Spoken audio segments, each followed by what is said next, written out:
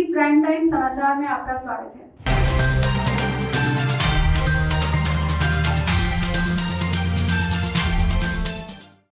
अपने संबोधन में पीएम ने राम मंदिर के निर्माण का मुद्दा बनाया, तो वहीं सीएम ने दंगे में आरोपियों को सलाखों में भेजने की बात कही। भागलपुर में चुनावी जनसभा को संबोधित करने पीएम नरेंद्र मोदी भागलपुर पहुंचे। उन्होंने अपने संबोधन की शुरुआत अंगिका में की। उन्होंने कहा कि भागलपुर में उनका तीसरा आगमन है। पीएम ने कहा कि देश को सशक्त करने के लिए जो फैसले किए गए हैं वह बिहार में भी तेजी से लागू हो, इसके लिए सीएम नीतीश के नेतृत्व में एनडीए की सरकार बनना अति आवश्यक है। पीएम ने अपने संबोधन में राम मंदिर, जम्मू कश्मीर में धारा 370, सीमा विवाद सहित अन्य कई मुद्दों पर भी अपनी बातों को रखते हुए कहा कि विपक्ष इसका विरोध करते हैं। उन्हें जन सरोकार से कोई लेना देना नहीं, बल्कि ये लोग किसी प्रकार सत्ता को हथिया कर सत्ता सुख भोगना चाहते हैं। पीएम चुनाव में राम मंदिर के निर्माण को भी भुनाने का पीएम ने प्रयास किया। उन्होंने कहा कि सुप्रीम कोर्ट ने राम मंदिर के निर्माण का आदेश दिया, यानी कि मंदिर के पक्ष में अपना फैसला दिया, लेकिन विपक्ष को ये भी नागवार गुजरा। जबकि पीएम के संबोधन के ठीक पहले सीएम नीतीश कुमार ने अपने संबोधन में कहा कि भागलपुर में असहनीय दंगों में आरोपियों को सलाखों में भेजकर उन्होंने पीड़ित परिवारों को मुआवजा भी दिया। जंगल राज में कभी विकास और लोकतंत्र कायम नहीं हो सकता, पीएम का कहना। पीएम नरेंद्र मोदी ने कहा कि विपक्ष को मौका मिला, लेकिन परिवार मोह में इन लोगों ने केवल परिवार को विकास का माध्यम बनाया। पीएम ने कहा कि नौकरी देने के नाम पर इन लोगों ने भ्रष्टाचार को जन्म दिया। बेरोजगारों को रोजगार देने के लिए पैसे की अवैध वसूली की गई। बिहार को जंगल राज बनाया, जिसमें विकास भी नहीं हो पाया और ना ही लोकतंत्र ही बच पाया। आदिवासियों के कल्याण के नाम पर विपक्ष की सरकार ने ऐसे परिवारों को ठगने का काम किया है। 1.25 लाख पैकेज बिहार के विकास के लिए दिए। पीएम ने अपने संबोधन के दौरान पूर्व में आवंटित 1.25 लाख पैकेज को याद कर एक बार फिर जिलेवासियों को याद दिलाया। उन्होंने कहा कि सड़क, गंगा पर 4 लेन का ब्रिज सहित अन्य विकास की योजनाओं के लिए उनके द्वारा विशेष पैकेज की घोषणा की गई थी। पीएम ने कहा कि वह वादा नहीं करते, बल्कि उन्होंने अपने वादों को साकार भी किया है। किसान बिल का दुष्प्रचार कर नाकाम विपक्ष किसान को भड़का रहा है। पीएम ने हाल ही में लागू किसान बिल के समर्थन में भी अपनी बातों को रखा है। पीएम ने कहा कि इस बिल से निश्चित रूप से किसानों को फायदा होगा। पीएम की माने तो इस बिल में किसानों के फसलों के उपज से लेकर तैयार फसल को खरीदने की योजना है। पीएम ने विपक्ष द्वारा किसान बिल का दुष्प्रचार कर किसान को भड़काने की बात कही है। पीएम ने कहा कि पशुपालकों और मत्स्य पालन से जुड़े लोगों के समर्थन में हम लोग प्रतिबद्ध हैं। स्वामित्व प्रमाण पत्र से गरीबों को सीधा फायदा। पीएम ने कहा कि केंद्र सरकार स्वामित्व प्रमाण पत्र की योजना लागू कर हर किसी को सम्मान के साथ जीवन बसर करने का अधिकार देने का काम कर रही है। पीएम ने कहा कि अब गांव में किसी की जमीन है तो उन्हें स्वामित्व का प्रमाण पत्र दिया जाएगा। इसके बाद भूस्वामी बैंक से भी ऋण इस स्वामित्व पर प्रमाण पत्र ले पाएंगे। साथ ही पीएम ने आगामी आने वाले त्योहारों में मौजूद लोगों से लोकल सामान खरीदने की भी अपील की है। पीएम ने कहा कि मंजूषा पेंटिंग, मिट्टी के बर्तन खरीद कर गरीबों को मदद करें, वही सबसे बड़ी खुशी होगी। पति पत्नी बच्चा नहीं, पूरा परिवार मेरा परिवार, पूरा बिहार मेरा परिवार। नीतीश कुमार का कहना। सीएम नीतीश ने अपने संबोधन में परिवारवाद के बहाने विपक्ष पर भी करारा प्रहार किया है। सीएम नीतीश ने कहा कि उनकी सरकार में बिहार के हर वर्ग और समुदाय का बिना किसी भेदभाव का उन्होंने काम किया है। सीएम ने इस दौरान कहा कि विपक्ष को भी मौका मिला, लेकिन विकास इस दौरान केवल पति पत्नी और संतान तक ही सीमित रहा। सीएम ने कहा कि विपक्ष का परिवार रिश्तेदारों तक ही सीमित रहा, लेकिन उनका परिवार तो पूरा बिहार है। आते थे और लौटा जाते थे सीताराम किशोर सूर्या जी के साथ मंदिर का निर्माण नहीं होता। उसकी चर्चा करेंगे, तो इसलिए हम तो यही आपको कहने आए हैं कि भाई एक होकर के समाज के हर तबके के लोगों से अनुरोध करेंगे, एकजुट होकर के बिहार को नई ऊंचाइयों पर ले जाना है और आगे विकास के रास्ते पर इसको चलना है, सबको विकसित करना है, सबकी आमदनी बढ़ाना है। तो इसके लिए एक एक वोट आप एनडीए के उम्मीदवारों को दीजिएगा। इन्हीं शब्दों के साथ आप सब यहाँ पर उपस्थित विजयी बनाइएगा। और जो भागलपुर की बात है, बहुत सारी चर्चा है, लेकिन अभी सबसे हाल की बात आप सबको मालूम, भागलपुर में गंगा नदी पर विक्रमशिला सेतु है और उसके समानांतर 4 लेन का पुल बनाने का आदरणीय मोदी जी ने स्वीकृति प्रदान कर दी है और उसका काम भी बहुत जल्द होने वाला है। तो हर जगह पे एक जगह की बात नहीं, सब जगह पे इन्होंने काम किया है। हम सब इनका अभिनंदन करते हैं और हम लोग बिहार के लिए भी जो सेवा करने की कोशिश कर रहे हैं वो सब आपके बीच में है। जो अपराध की घटनाएं होती थी उस पर नियंत्रित हमारे प्रोफेसर ललित बाबू है, से पवन यादव जी है और पहले भाषण इसलिए भाइयों से और श्री गोपाल मंडल और उसके बाद लोगों को काम करने का मौका मिला, लोगों को कोई राहत भी मिला सके।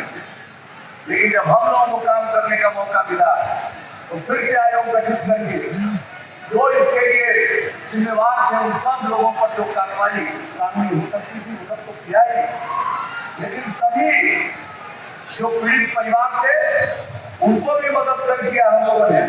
और जो मृत्यु हो गई और यहाँ जो दंगा हुआ था देश में उसी जगहों पर आजादी के बाद इतना बड़ा दंगा हुआ था और उन सब लोगों के लिए भी हम लोगों ने 2,500 रुपया प्रतिमा और 13 के बाद से 5,000 रुपया प्रतिमा का इंतजाम किया।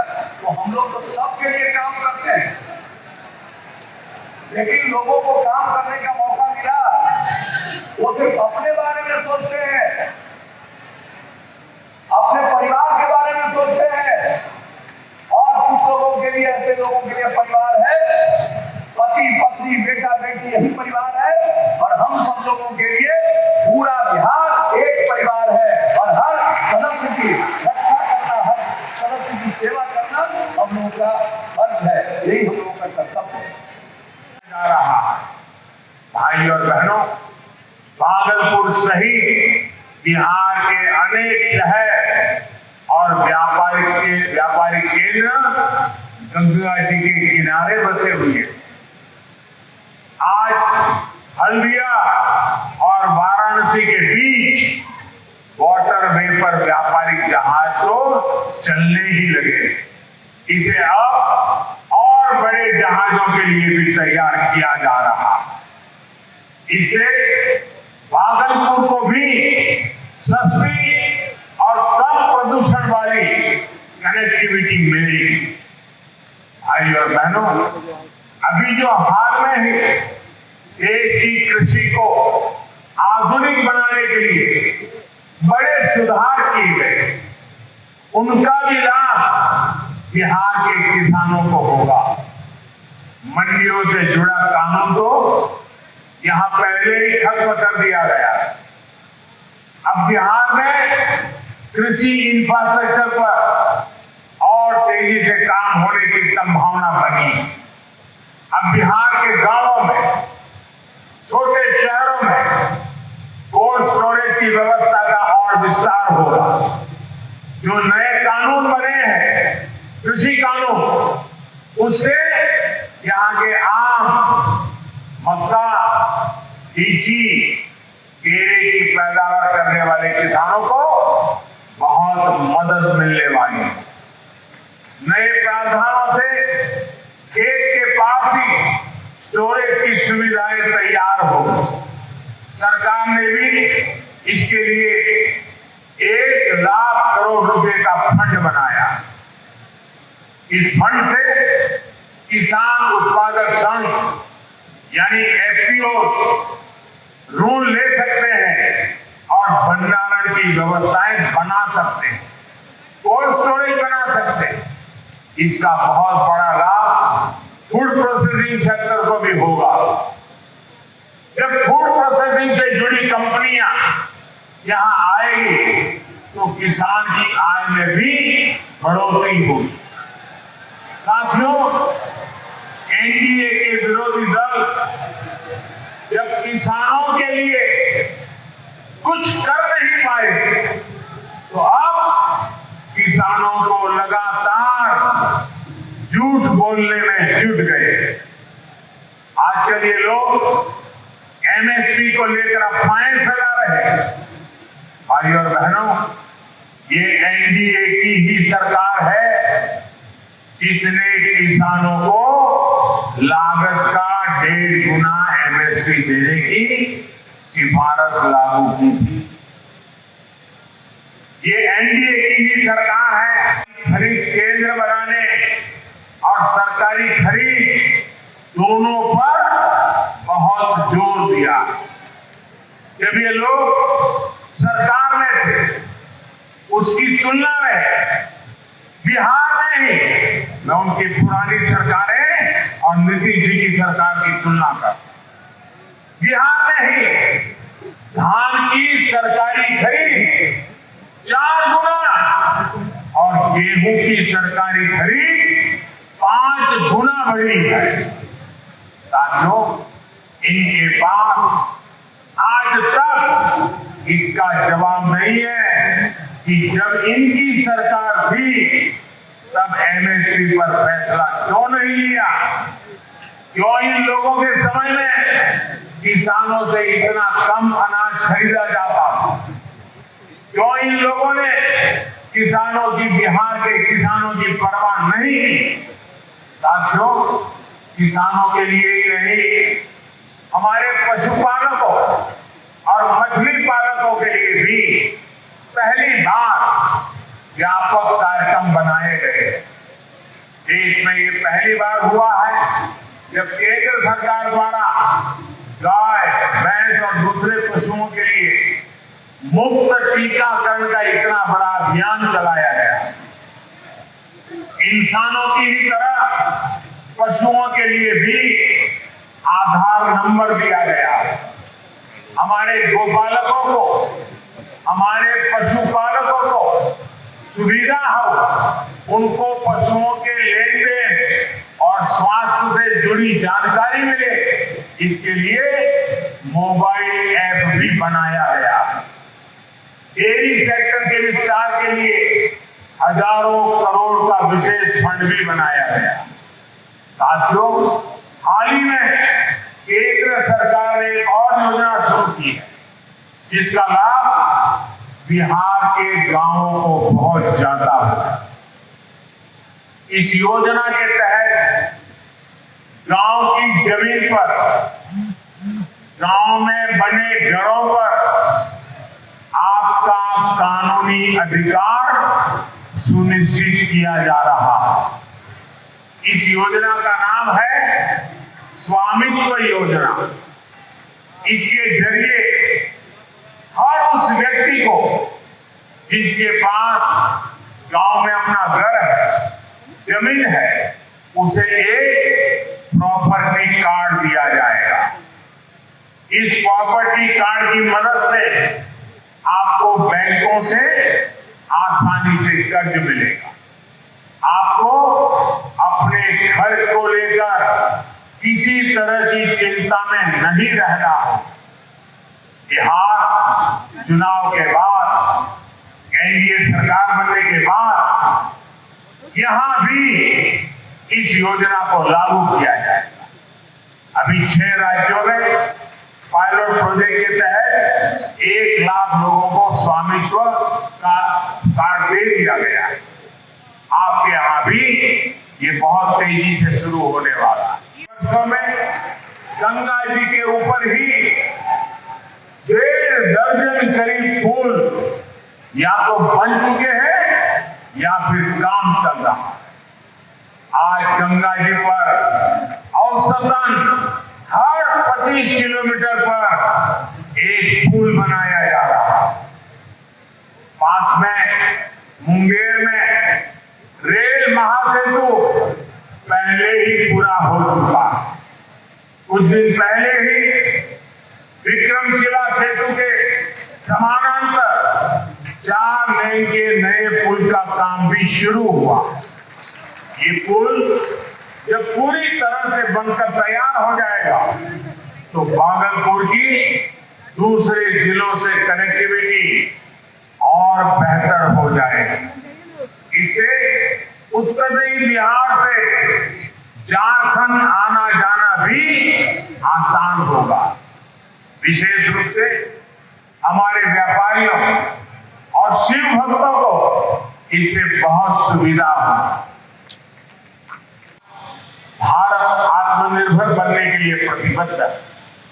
बिहार आत्मनिर्भरता के संकल्प के साथ आगे बढ़ रहा है। अगर बिहार में विरोध और अवरोध को जरा भी मौका मिला तो बिहार की गति और प्रगति दोनों धीमी पड़ जाए। इसलिए नीतीश जी की अगुवाई में भाजपा, जेडीयू, हम और वीआईपी के गठबंधन यानी एनडीए को एक एक वोट पड़ना चाहिए। हर एक किसी का वोट पड़ना चाहिए। एक एक नागरिक का वोट पड़ना चाहिए। और इसलिए आपको मतदान केंद्र पर वोट डालने के लिए जरूर पहुंचना है। हमें कोरोना संक्रमण से बचाव के लिए जो भी जरूरी कायदे हैं उनका हमें पूरा पालन भी करना है। अंत में एक और आग्रह मैं आपसे करूंगा। त्योहारों का सीजन है, इसलिए जो भी खरीदारी आप करेंगे अधिक से अधिक लोकल खरीदेंगे।